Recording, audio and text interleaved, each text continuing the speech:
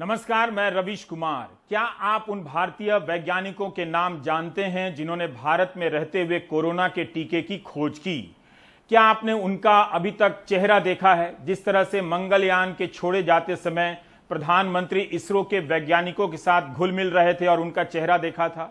आपसे कहा गया कि भारतीय वैज्ञानिकों ने टीके की खोज की है, लेकिन उन भारतीय वैज्ञानिकों का जिक्र तो मन की बात तक में नहीं मिलता है।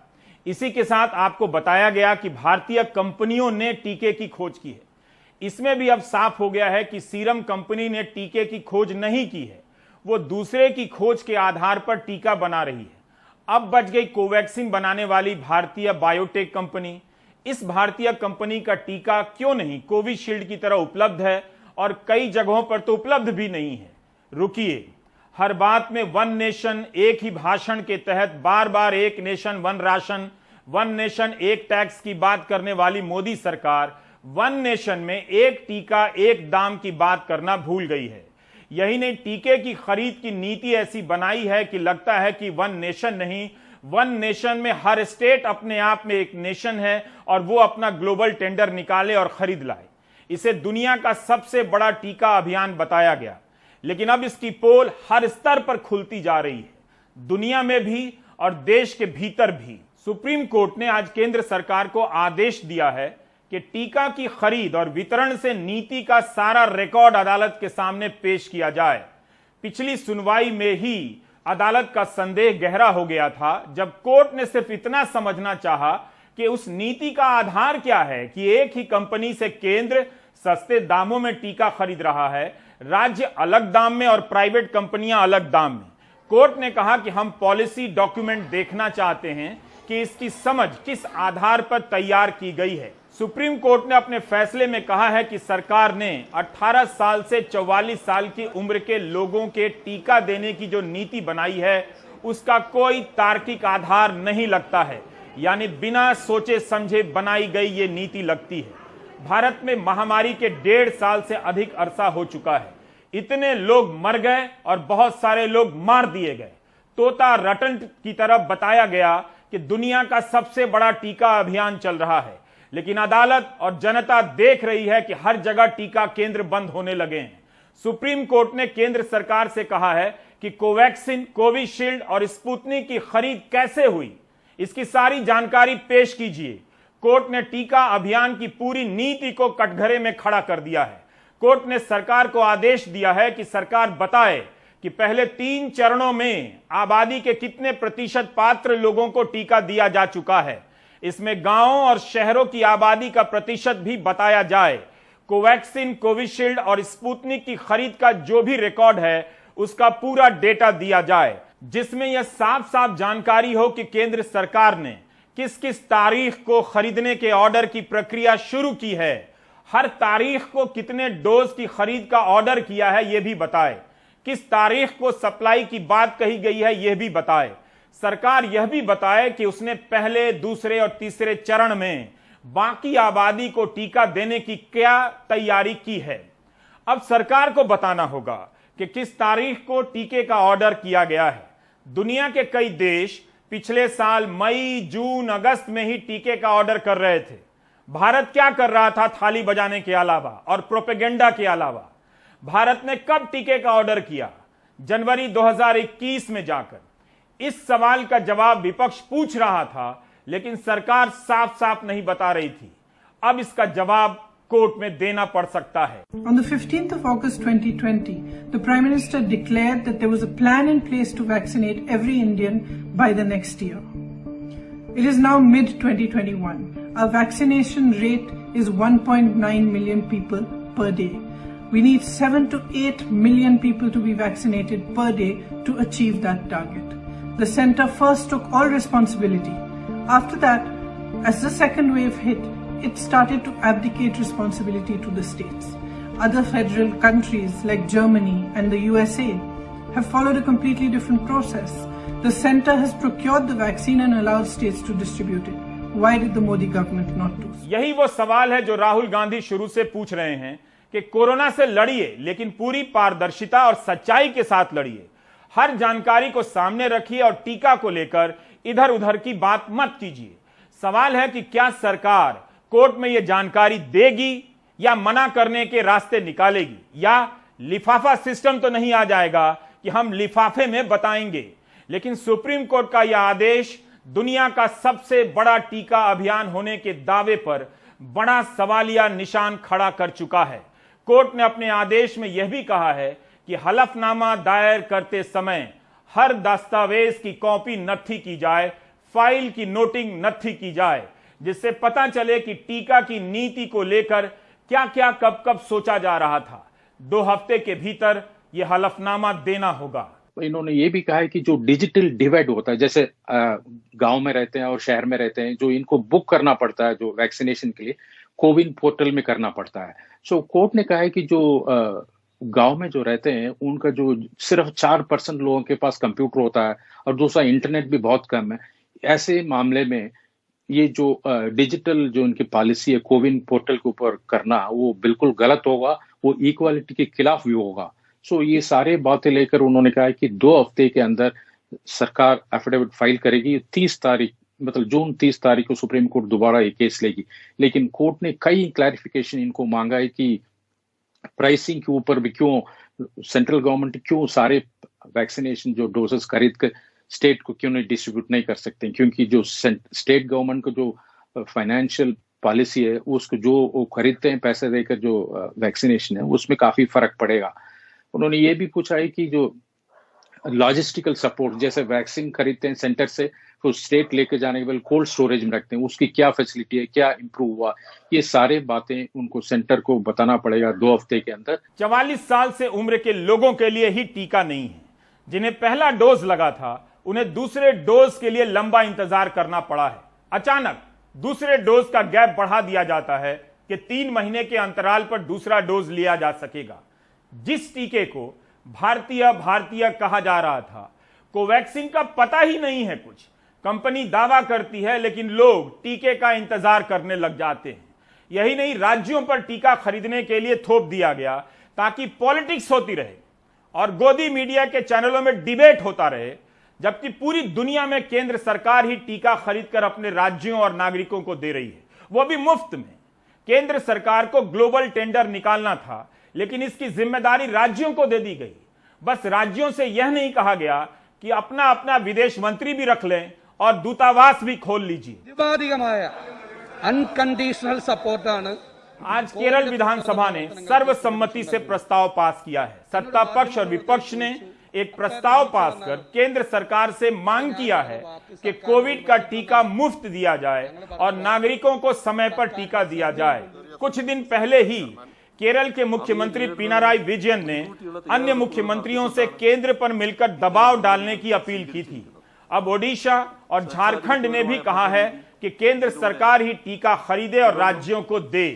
दोनों राज्यों ने कहा है कि विदेशी कंपनियां राज्यों से सीधे तौर पर डील नहीं करना चाहती हैं। ओडिशा ने भी ग्लोबल टेंडर निकाला था, लेकिन कोई खास प्रतिक्रिया नहीं मिली।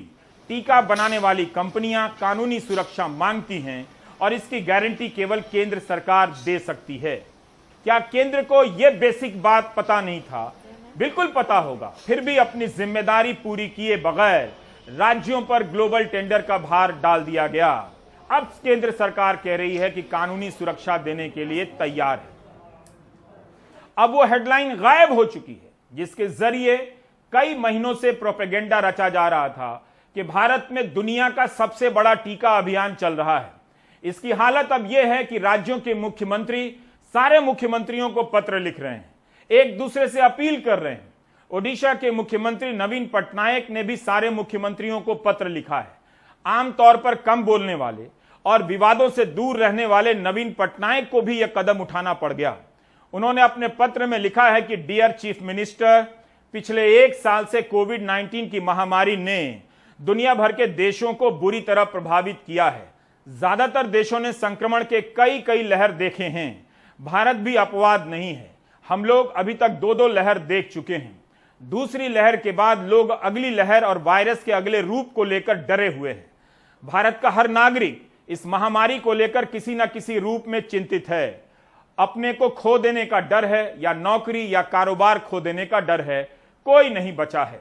लोगों को आगे की लहरों से बचाने और उम्मीद देने का एक ही तरीका है टीका।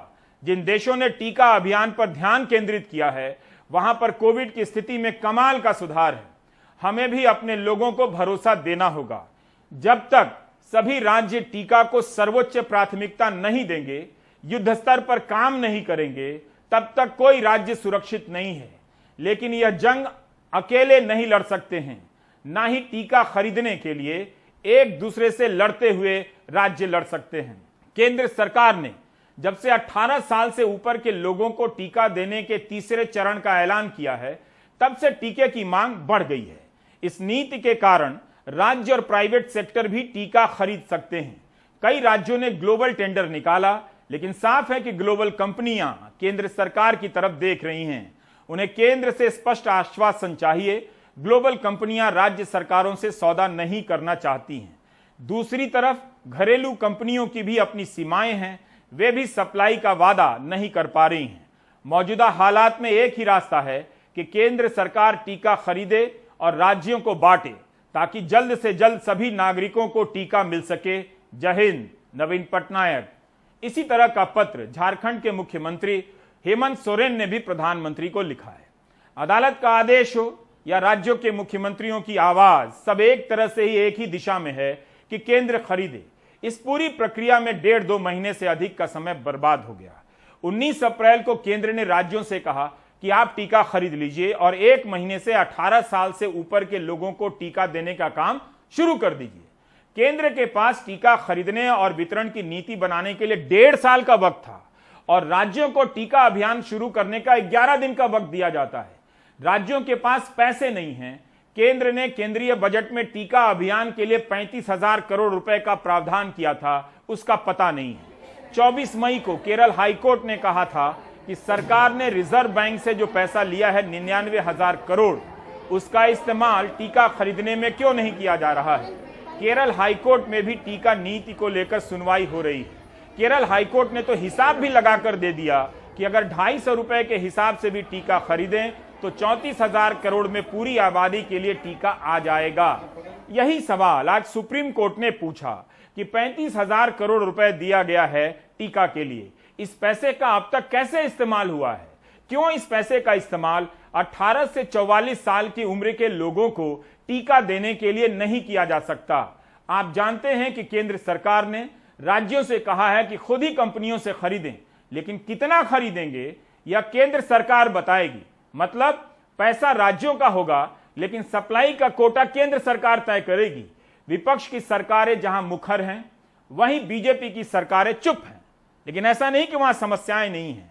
वहां की हाईकोर्ट से आवाज जो आ रही है उससे पता चलता है कि बीजेपी की सरकारों के पास भी जवाब नहीं है। 26 मई को गुजरात हाईकोर्ट ने राज्य सरकार से कहा कि राज्य सरकार ने अपने हलफनामे में यह तो बता दिया है कि 3 करोड़ टीके का ऑर्डर दिया जा चुका है, लेकिन यह नहीं बताया कि टीका कब मिलेगा। इस पर सरकार चुप है।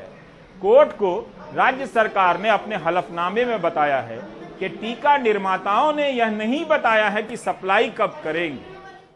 यह जवाब है गुजरात सरकार का हाईकोर्ट में। आपने हिंदी में यह समझ लिया कि आप किसी कंपनी को 3 करोड़ टीके का ऑर्डर देते हैं, कंपनी आपको बताती नहीं है कि टीका कब देंगे, फिर भी आप ऑर्डर देते हैं। ऐसा खरीदार आपने देखा है क्या दुनिया में? माल कब मिलेगा बिना जाने माल का ऑर्डर देकर हलफनामा दे रहे हैं। इस पर दावा कि दुनिया का सबसे बड़ा टीका अभियान चला रहे हैं। इस झूठ का पर्दाफाश अदालत से लेकर चौराहे तक पर हो चुका है। आप खुद देख रहे हैं, एक ही जगह इस झूठ का परचम लहरा रहा है, वो है गोदी मीडिया का स्टूडियो। सुप्रीम कोर्ट से लेकर हाई कोर्ट तक में किसी के पास जवाब नहीं है। हम सब की जिंदगी दांव पर है और इतने लोगों की जान जा चुकी है, तब टीका को लेकर यह हालत है। भले शिवराज सिंह चौहान ना बोल पाए, लेकिन उनके राज्य की हकीकत मध्य प्रदेश हाई कोर्ट में सामने आ रही है। आज ही मध्य प्रदेश हाई कोर्ट ने कहा कि राज्य और केंद्र सरकार बताए कि राष्ट्रीय टीका नीति के 8वें क्लॉज का क्या औचित्य है। इसी क्लॉज के तहत राज्य 25% टीका खरीद सकते हैं और प्राइवेट सेक्टर भी 25% टीका खरीद सकेंगे। याचिकाकर्ता वकील सुनील गुप्ता ने सवाल किया है कि अगर प्राइवेट सेक्टर सीधे 25% टीका खरीद सकता है, तो एक दिन यह भी घोटाला सामने आ सकता है कि प्राइवेट सेक्टर को 25% से अधिक टीका दे दिया गया है। आखिर इसकी निगरानी की प्रक्रिया क्या है? इस जो नीति को बनाया है इसके खिलाफ हमारे द्वारा इसी याचिका में एक संशोधित याचिका पेश की गई है कि इसके अंदर इन जो प्राइवेट सेक्टरों को 25% वैक्सीन खरीदने की जो डायरेक्ट इन्होंने परमिशन दी है उस पर रोक लगाई जाए। इसलिए रोक लगाना जरूरी है कि जब हमारे प्रदेश में और केंद्र में वैक्सीन की संख्या जो चाहिए उसकी पूर्ति नहीं हो पा रही है और डायरेक्ट प्राइवेट सेक्टर को खरीदी करने का जो है उनको डायरेक्ट खरीदी करने के लिए जो परमिशन दी गई है वो कहाँ तक उचित है। इसलिए हमारे द्वारा न्यायालय को बताया गया है कि ये पूर्ण रूप से अनुचित है, इससे कालाबाजारी बढ़ जाएगी और इससे जो वैक्सीनेशन हमारे द्वारा अन्य जो गरीब लोगों को, गरीब तबके को लोगों को वैक्सीनेशन लगाना है उनको नहीं लग पाएंगे। क्या रुख था न्यायालय का जो इससे पहले जो एक पेशी तारीख लगी थी और अगली तारीख का? न्यायालय का इसमें यह रुख था कि न्यायालय ने केंद्र शासन से और राज्य सरकार से दोनों से इसके अंदर जवाब मंगाए हैं कि जब भाई केंद्र में और राज्य में वैक्सीनेशन की पूर्ति नहीं हो पा रही है तो आपने जो नीति बनाई है क्यों ना इसके अंदर संशोधन करें। इस पे आपका क्या कहना है? इसके ऊपर केंद्र और राज्य दोनों से उन्होंने जवाब मंगाए हैं। फरवरी में फाइजर ने आपात स्थिति में मंजूरी के अपने आवेदन को वापस ले लिया था। जब लोग मरने लगे तब अप्रैल में कई विदेशी कंपनियों को भारत में टीके की सप्लाई की अनुमति दे दी गई। तब से अब तक 2 महीने गुजर गए, लेकिन स्पुतनिक के अलावा किसी विदेशी कंपनी का स्पष्ट बयान नहीं है कि टीका कब आएगा। अभी चाहिए लेकिन अभी नहीं आ रहा है। आज सरकार ने कहा है कि जिस किसी टीके को चुनिंदा देशों में मंजूरी मिली है हम उसे मंजूरी दे देंगे। इसी बात पर पहले मंजूरी नहीं दी गई तो कंपनियां चली गईं। अब जब कंपनियों को बुलाया जा रहा है तो उनके पास इतने ऑर्डर पहले से आ चुके हैं कि वे भारत के नए ऑर्डर को लेकर कोई गारंटी देने को तैयार नहीं। राज्यों को तो मना ही कर दिया है। यही हाल ब्लैक फंगस यानी म्यूकरमाइकोसिस की दवा को लेकर है। इस बीमारी के आ जाने के बाद दवा की नीति का ऐलान होने लगता है जब मीडिया रिपोर्ट करता है, और तब बताया जाता है कि कंपनियों को लाइसेंस दे दिया गया है भारत में और आयात करने का भी लाइसेंस दे दिया गया है। इस ऐलान के कई दिन गुजर गए हैं लेकिन दवा नहीं मिली है। सुप्रीम कोर्ट ने इसकी दवा से संबंधित दस्तावेज मांगे हैं। यही नहीं, आज तेलंगाना हाईकोर्ट ने कहा है कि राज्य को अभी तक ब्लैक फंगस की दवा क्यों नहीं भेजी गई है। सोचिए वहां के मरीजों की क्या हालत हो रही होगी। उनकी किसी भी वक्त जान जा सकती है, जा चुकी होगी। इस हत्या की जिम्मेदारी किसकी है? आंध्र प्रदेश हाईकोर्ट ने भी 27 मई को इसी मामले में केंद्र और राज्य से जवाब मांगा है। तो इस तरह से सरकार का हर दावा सुप्रीम कोर्ट से लेकर तमाम हाईकोर्ट में ध्वस्त हो रहा है। टीका में हो रही देरी देश को किसी और लहर के कगार पर लाकर खड़ा कर सकती है। एक बार फिर से तबाही आ सकती है। नए नए दावों के साथ दिन काटने की यह तरकीब अदालतों के इजलास में लड़खड़ा रही है। 28 को सुबह हम लोगों को पता लगा था कि मेरे फादर की डेथ हो गई है। तो फिर किसी तरह हमने मेरी मदर को मतलब नहीं बताया था, बट किसी तरह फिर हमने वो सारी चीज़ें आगे आगे बढ़ाई सारी, क्योंकि मेरी मदर को क्योर करना था हमें। तो अब सिर्फ मेरी दादी और दादू जी हैं, उनके साथ में रहती हूँ। इस रिपोर्ट पर भी बात जरूरी है जो हमारे सहयोगी आलोक पांडे ने की है। कोविड के कारण न जाने कितने बच्चे अनाथ हो गए। राष्ट्रीय बाल अधिकार आयोग के हिसाब से कोई 10,000 बच्चे हैं। कुछ के दोनों माता पिता गुजर गए हैं, कुछ के एक, कुछ बच्चे लावारिस भी हैं। ऐसे बच्चों की परवरिश की नीतियां बन रही हैं, लेकिन क्या वो काफ़ी हैं? जो बच्चा जिस प्राइवेट स्कूल में पढ़ रहा होगा उसकी पढ़ाई के खर्चे का क्या होगा? जो बच्चा सरकारी स्कूल में पढ़ रहा होगा उसकी पढ़ाई का बंदोबस्त कैसे होगा? बात सिर्फ पढ़ाई लिखाई की नहीं है, उसकी भावनात्मक सुरक्षा की भी है। मैंने कभी सपने में भी नहीं सोची थी। और कोविड में पिछले साल लॉकडाउन हुआ था तो हम लोग बहुत खुश रहे, घर पे हमेशा बिल्कुल खुश रहते थे। इस साल वो चीज़ हुई जो मैंने कभी नहीं सोची थी। 14 साल की ये बच्ची पश्चिमी उत्तर प्रदेश के हापुड़ की है। कोविड की दूसरी लहर ने उसके सर से माता पिता दोनों का ही साया छीन लिया। महीने भर पहले 1 हफ्ते के अंतर पर उसने दोनों को खो दिया। पिता आयुर्वेदिक दवाओं की छोटी सी दुकान चलाते थे और मां गृहिणी थी। 28 को सुबह हम लोगों को पता लगा था कि मेरे फादर की डेथ हो गई है। तो फिर किसी तरह हमने मेरी मदर को मतलब नहीं बताया था, बट किसी तरह फिर हमने वो सारी चीज़ें आगे बढ़ाई सारी, क्योंकि मेरी मदर को क्योर करना था हमें। तो अब सिर्फ मेरी दादी और दादू जी हैं, उनके साथ में रहती हूँ। उनकी भी एज बहुत ज़्यादा है। अब मुझे गवर्नमेंट से बस इतनी फैसिलिटी चाहिए कि गवर्नमेंट मेरी पढ़ाई का खर्चा उठाए। यूपी सरकार के मुताबिक इस बच्ची की ही तरह उत्तर प्रदेश में 200 बच्चे ऐसे हैं जिनके माता पिता दोनों का ही कोविड से निधन हो गया। इसके अलावा 1800 बच्चे ऐसे भी हैं जिन्होंने माता पिता में से किसी एक को कोविड की वजह से खो दिया। हापुड़ से 200 किलोमीटर दूर बरेली के ये बच्चे एक मध्यम वर्गीय परिवार से हैं। अप्रैल के आखिरी हफ्ते में कोविड से कुछ ही घंटों के अंदर उन्होंने माता पिता दोनों को खो दिया। उस सदमे से उबरने में जाने कितना वक्त लगेगा। कंटिन्यू 27 को हम लोग रात के 11:30 बजे तक घूमते रहे, लेकिन मम्मी पापा को बेड अवेलेबल नहीं मिला कहीं भी। और 28 को भी फिर मम्मी पापा को दीपमाला हॉस्पिटल में मिला, लेकिन मम्मी की कार में ही मम्मी की डेथ हो गई। मम्मी को हम लोग नहीं बचा पाए। और पापा का भी 28 की रात को पापा का भी दीपमाला हॉस्पिटल में ही हो गया, रात में उसी सेम डे 11:30 पौने 12 पे पापा को भी नहीं बचा पाया।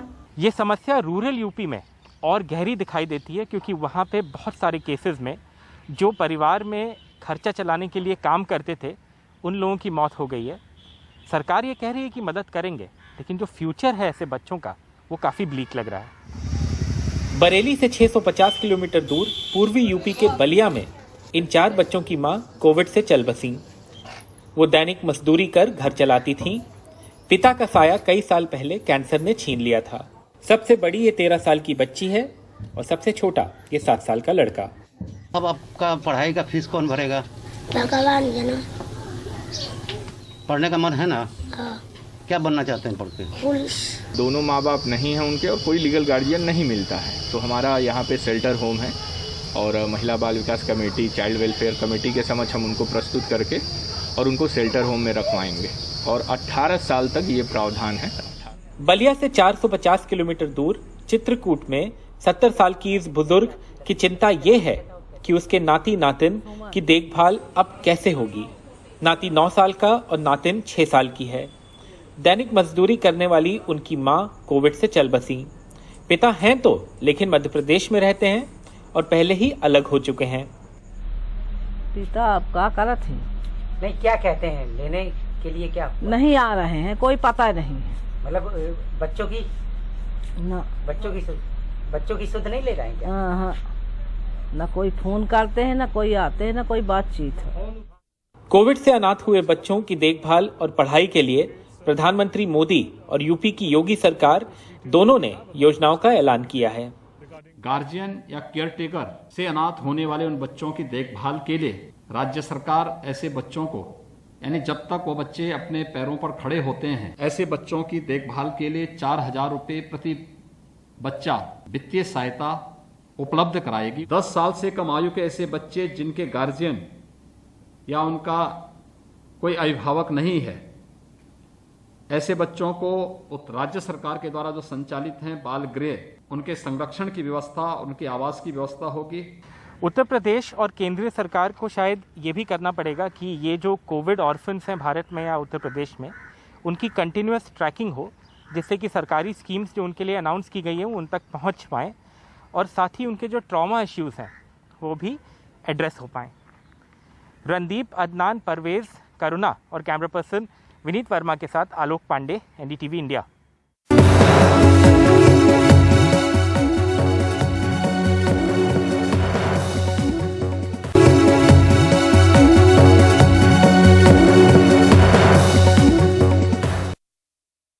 कश्मीर के भीतर सिस्टम कैसे काम करता है इसकी हम कितनी कम जानकारी रखते हैं।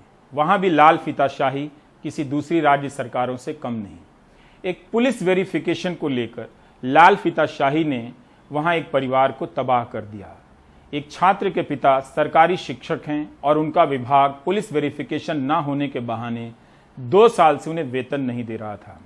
इस वजह से ना तो घर ठीक चल पा रहा था, ना शोएब की पढ़ाई चल पा रही थी।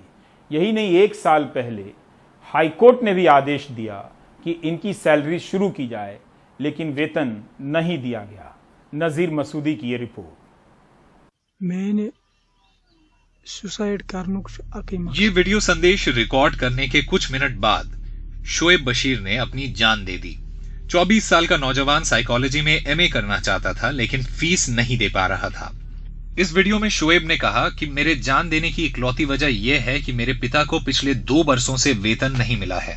इसकी वजह से हमारी जिंदगी कितनी दयनीय हो गई है, शब्दों में बयान नहीं किया जा सकता। वो बहुत सेंसिटिव था। उसने अपनी प्रॉब्लम जब देखी कि मेरे पापा को वो टीचर हो के भी सैलरी कहीं नहीं है, एक मैं टीचर का बेटा होकर मुझे फीस नहीं दे सकता अपना बाप। आप देख सकते हैं कि उस वीडियो में वो क्या कहता है कि मैं कुर्बानी देता हूं बाकी टीचरों के लिए जो मेरे बाप की तरफ बहुत कई सालों से तनख्वाह के बगैर हैं। एक पुलिस वेरिफिकेशन रिपोर्ट को लेकर सरकारी लाल फीताशाही की वजह से उसके पिता बशीर अहमद मीर की तनख्वाह मार्च 2019 से रुकी हुई है, जो कि एक सरकारी शिक्षक हैं। एनडीटीवी को मिली सीआईडी वेरिफिकेशन रिपोर्ट में मीर के खिलाफ कोई भी प्रतिकूल टिप्पणी नहीं है। एक सरकारी टीचर के बेटे ने इसलिए खुदकुशी की क्योंकि वो अपनी फीस नहीं दे पाया। Shoaib Bashir MA psychology pursue कर रहा था, लेकिन उसके बाप को मार्च 2019 से तनख्वाह नहीं मिल रही थी। मेरे पीछे जो ये सारे लोग हैं, ये सारे टीचर हैं, 140 से ज़्यादा लोग जिन्हें मार्च 2019 से तनख्वाह नहीं मिल रही है। उनका कहना है कि कोई सरकारी रिपोर्ट है जिसे एडवर्स रिपोर्ट कहते हैं, उसको वजह से उनको तनख्वाह नहीं मिल रही है। हाईकोर्ट के आदेश के बावजूद भी यहाँ के उस वक्त के डायरेक्टर ने उन्हें तनख्वाह देने से इनकार किया। सरकार के साथ उन्होंने कई बार ये मसला उठाया। महामारी के दौरान इन सबों के परिवार सफ़र करते रहे और बिलआखिर 24 साल के शोएब बशीर ने इसी वजह से अपनी जान दे दी। सर, कोविड की ड्यूटी वेतन ना मिलने से परेशान लोगों में मोहम्मद अमीन शाह भी हैं, जिनकी मां बीमार हैं और उनकी दवाओं के लिए पैसों का इंतजाम करने में भी उनको परेशानी हो रही है। इलेक्शन जो पिछला इलेक्शन और म्यूनिसिपैलिटी का या वो वगैरह डीडीसी का, सर उसमें हमने ड्यूटी दी। सर कोविड की ड्यूटी पिछले साल भी, इस साल भी ड्यूटी चल रही है। सर इस सब के बावजूद भी स्कूलों में का ऑनलाइन क्लास, हमारा काम देखिए सर, डायरेक्टर साहब हमारा काम देखिए, हम कर रहे हैं कि नहीं कर रहे हैं। कश्मीर में सभी राजनीतिक दलों ने मामले की जांच की मांग की है। उनका कहना है कि उन अफसरों के खिलाफ फौरन कार्रवाई की जाए जिनकी वजह से एक छात्र को अपनी जान देनी पड़ी। विडंबना यह है कि जम्मू कश्मीर हाईकोर्ट के पिछले साल के आदेश के बाद भी शिक्षकों का वेतन जारी नहीं किया गया। जम्मू कश्मीर के शिक्षा सचिव ने निदेशक को कोर्ट के आदेशों के मुताबिक कार्रवाई करने को कहा, लेकिन वो फाइल दबाकर बैठ गए। श्रीनगर से नजीर मसूदी की रिपोर्ट। कोविड ने लाखों लोगों की सेहत ही नहीं छीनी है, उनका रोजगार, काम धंधा भी छीन लिया। सरकारी लापरवाही ने हालात को और गंभीर बना दिया है। Centre for monitoring Indian economy की ताज़ा रिपोर्ट के मुताबिक कोविड की दूसरी लहर के दौरान 97% भारतीयों की कमाई घट गई है। 1 करोड़ लोगों को अपना रोजगार गंवाना पड़ा है। महंगाई ने कमर अलग से तोड़ी है। साल भर में खाने के तेल के ही दाम 62% तक बढ़ गए हैं। क्या क्या बताएं, क्या क्या ना बताएं, पूर्वा चिटनिस की रिपोर्ट देखिए। घरों में काम करने वाली शीला जायसवाल हर महीने 5,000 रुपए कमाती है। वो एक कमरे में अपने बेटे के साथ रहती है। हर महीने उनके घर में 3 किलो खाद्य तेल लगता है। मूंगफली के तेल और दालों की बढ़ती कीमतों ने उनकी परेशानी बढ़ा दी है। वो दिल की मरीज है, इसीलिए उनकी एक बड़ी चिंता अपनी दवाइयों के खर्च को लेकर भी है। मेरा महीने का बजट जो है वो ये हो जाता है, डगमग गया है। हाँ, तो इसलिए मुझे तो बहुत प्रॉब्लम होता है। तेल का बोलो, अभी सब चीज़ में भाव बढ़ गया है, इसके लिए बहुत प्रॉब्लम होता है। जिधर मैं 5,000 में चलाती हूँ, मुझे 7-8 हज़ार रुपये लगता है घर चलाने में। मेरी महीने की कम से कम 1,500 की दवा लगती है। मुंबई में पेट भरने के लिए सबसे सस्ता जरिया वड़ा पाव है, जो हर गली के नुक्कड़ पर मिल जाता है। वनिता साल्वी पिछले 40 वर्षों से मुंबई के दादर इलाकों में वड़ा पाव बेच रही है। कोरोना की दूसरी लहर से पहले वो हर आइटम 15 रुपए को बेचती थी, लेकिन खाने के तेल और चना दाल के बढ़ते दामों की वजह से पुराने दामों पर वड़ा पाव बेचना संभव नहीं रहा। उन्होंने हर सामान के दाम 5 रुपए बढ़ा दिए हैं। तेलाचा वावर आता आमचे 300-400 रुपये तरी जास्त जातो पहिल्यापेक्षा। अच्छा, त्यामुळे आम्हाला आता वाढवावं लागलं।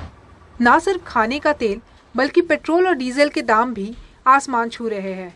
अली नवंबर से एक टेम्पो चला रहे थे, लेकिन डीजल के दाम लगातार बढ़ने और आमदनी में कोई बढ़ोतरी न होने से वो कम वेतन पर सिक्योरिटी वॉचमैन का काम कर रहे हैं। टेम्पो से वो 20,000 रुपए महीना कमाते थे, लेकिन अब उनकी तनख्वाह सिर्फ 10,000 रुपए है। जो भी था हम लोग का जो इनकम हम लोग की 1000 पर रोज की होती थी, वहाँ उस जगह पे डीजल का भाव बढ़ने की वजह से हम लोगों को अभी 200-300 रुपये का ऐसा मुनाफा होता उसमें। तो उस गाड़ी को चला के हमको कोई मतलब नहीं है। इसके लिए हम लोग सोचे गाड़ी खड़ी करते हैं। अभी हम लोग सोच रहे कि ये लॉकडाउन इसी तरह चलते रहेगा तो हमको गाड़ी भी बेचनी पड़ेगी। हालात इतने खराब हो रहे हैं कि एक साल में खाने के तेल के दाम 62% बढ़े हैं। मुंबई में पेट्रोल 100 रुपए लीटर तक पहुंच गया है और डीजल 92 रुपए है। CMI की ताज़ा रिपोर्ट के मुताबिक कोरोना की दूसरी लहर के दौरान 1 करोड़ लोगों को अपना रोजगार खोना पड़ा है। जिस वक्त ऐसे लग रहा था कि अर्थचक्र दोबारा से शुरू हो रहा है, उसी वक्त दूसरी लहर आ पहुंची। सोसाइटी के अलग अलग वर्गों में जो अंतर है वो भी बढ़ रहा है और इस वक्त अब महंगाई की मार जो है उससे लोगों का जीना और मुश्किल हो रहा है। मुंबई से कैमरा पर्सन संजय मंडल और राजेंद्र दयालकर के साथ पूर्वा चिटनिस, NDTV इंडिया। कोविड संक्रमण में जिस तरह धमनियों में खून के थक्के जमने का डर है और उससे हार्ट अटैक का डर बना रहता है, वैसे ही अब डॉक्टरों को अब एक नई समस्या दिख रही है। यह है इंटेस्टिनल अटैक, जिसके मुंबई में कई मामले सामने आ चुके हैं। कोविड संक्रमण के कारण खून की क्लॉटिंग से अगर आंख तक खून नहीं पहुंचा तो कुछ मरीजों में गैंग्रीन की समस्या देखने में आ सकती है। कोविड इसे कैसे बढ़ा रहा है और लक्षण समझकर कब अलर्ट होना चाहिए, पूजा भारद्वाज की ये रिपोर्ट देखिए। कोरोना सिर्फ दिल दिमाग ही नहीं, आंतों में भी खून के थक्के जमा रहा है। मुंबई में ऐसे दर्जनों मामले डॉक्टर्स देख रहे हैं। मुंबई के 5 बड़े अस्पतालों से जुड़े interventional radiologist doctor Abhijit Soni बता रहे हैं कि इंटेस्टिनल क्लॉट और गैंग्रीन के मामले दूसरी वेव में करीब 3 गुना बढ़े हैं। गए साल से जब से कोविड चालू हुआ है, तब से ब्लड क्लॉटिंग के वजह से इंटेस्टिनल इस्कीमिया, गैंग्रीन और इंटेस्टिनल क्लॉट के पेशेंट्स की जो प्रेजेंटेशन है काफ़ी बढ़ चुकी है। मैं कह सकता हूं कि जो हम नॉर्मली देखते थे उससे 2 या 3 गुना ज़्यादा देख रहे हैं हम वो टाइप के पेशेंट्स।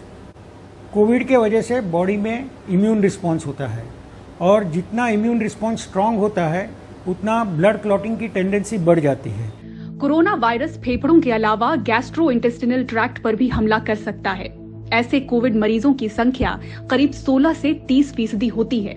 ऐसे मरीजों को सांस लेने की समस्या की शिकायत कम और पेट से जुड़ी शिकायत ज्यादातर नजर आती है। दुर्लभ मामलों में कोविड की वजह से मरीजों में आंत में थक्के हो जाते हैं, जिसे एक्यूट मेसेंट्रिक इस्कीमिया कहा जाता है। एक्यूट मेसेंट्रिक इस्कीमिया के चलते छोटी आंत के हिस्सों में खून की सप्लाई पर असर होता है, जिससे गैंग्रीन की समस्या होती है। पेट में दर्द, पेट का सख्त होना, दस्त, उल्टी, बुखार जैसे इसके कुछ लक्षण होते हैं। कुछ मामलों में दस्त में खून या काला दस्त भी हो सकता है। वोकाट हॉस्पिटल ऐसे 10 मरीजों का इलाज कर चुका है। कोविड के समय में मेसेंट्रिक इस्कीमिया मतलब ब्लड सप्लाई इंटेस्टाइन को कम हो जाना और उसकी वजह से इंटेस्टाइन को डैमेज होना, ये एक कॉमन बीमारी हो गई है। इसका इंसिडेंसेस लास्ट ईयर कम था, लेकिन इस साल ऐसे पेशेंट काफ़ी सारे हम लोग देख पा रहे हैं। कोविड में ये कॉमन क्यों है? नॉर्मली जब भी कोविड इन्फेक्शन होता है या कोई भी इन्फेक्शन होता है तो हमारी इम्यून सिस्टम जो है वो बूस्टअप हो जाती है और वो रिएक्ट करती है। जैसे हमारी इम्यून सिस्टम रिएक्ट करती है, वैसे हमारी क्लॉगुलेशन सिस्टम या जो क्लॉटिंग मैकेनिज्म कहते हैं वो भी रिएक्ट करता है और पेशेंट जो है वो रेडी होता है एक्स्ट्रा क्लॉट करने के लिए। जब भी ये इन्फेक्शन बहुत सीवियर हो जाता है, पूरी बॉडी में फैल जाता है, तो हमारी बॉडी जो है क्लॉटिंग मैकेनिज्म ज़्यादा रिएक्ट करते हुए सारे बॉडी में और नसों में वो क्लॉट कर सकता है। सिमिलरली वो मेसेंट्रिक इस्कीमिया मतलब इंटेस्टाइन की नसों में भी क्लॉट बनाने लगता है। अगर आंत में थक्के जमने से जुड़े लक्षण समय पर पहचाने जाएं तो गैंग्रीन जैसी घातक समस्या से बचा जा सकता है। कोविड इस समस्या को तेजी से बढ़ाता है। पेट में दर्द है, इनको लूज मोशन है, इनको ब्लीडिंग हो रहा है स्टूल्स में, तो हम लोग ये देखते हैं नॉर्मल पेशेंट्स में हम लोग बेसिक इन्वेस्टिगेशंस पे ये ट्रीटमेंट कर सकते हैं। जब भी हमको लगता है कि पेट ज्यादा फूल गया है, पेशेंट स्टूल पास नहीं कर रहा है, उनको कंटिन्यूस फीवर रह रहा है, पेट में दर्द कम नहीं होता है, तो नॉर्मली हम लोग सीटी एंजियोग्राफी करते हैं, जिसमें अपने को सीटी स्कैन पेट का बोलते हैं। तो सीटी स्कैन हमको ये बताता है कि कितना पार्ट गैंग्रीन हो चुका है। अगर गैंग्रीन सेट हो गया है तो हमको दूसरा कोई ऑप्शन नहीं रहता है, ऑपरेशन करके वो गैंग्रीन पार्ट निकालना पड़ता है, सेप्टिक क्लियर करना पड़ता है, अदरवाइज जान का खतरा बन जाता है। रक्तवाहिनी जो आंत को सप्लाई करती है खून, वो रक्तवाहिनी के अंदर ब्लड क्लॉट जम जाना। अगर ब्लड क्लॉट जम जाता है तो उसकी वजह से जो खून मिलना चाहिए आंत को वो नहीं मिलता है और उसकी वजह से गैंग्रीन होने की संभावना ऐसे हो सकती है। तो जैसे क्लॉट की वजह से हार्ट अटैक आ सकता है, लोगों को स्ट्रोक आ सकता है, उसी तरह से ये जो समस्या है उसकी वजह से इंटेस्टिनल अटैक आ सकता है। तो अभी अभी सुनने में ज़्यादा आया है ये प्रॉब्लम के बारे में, पहले इतना कॉमनली नहीं था ये। कोविड के कारण इस जटिल दौर में एक्सपर्ट्स बताते हैं कि पेट में अनजान दर्द पर भी सावधान रहें। उल्टी, दस्त जैसी तकलीफ साथ हो तो डॉक्टर से संपर्क बेहद जरूरी है। थक्के जमने की शिकायत कोविड से ठीक होने के बाद भी मरीजों में दिख सकती है। मुंबई से पूजा भारद्वाज, एनडीटीवी इंडिया।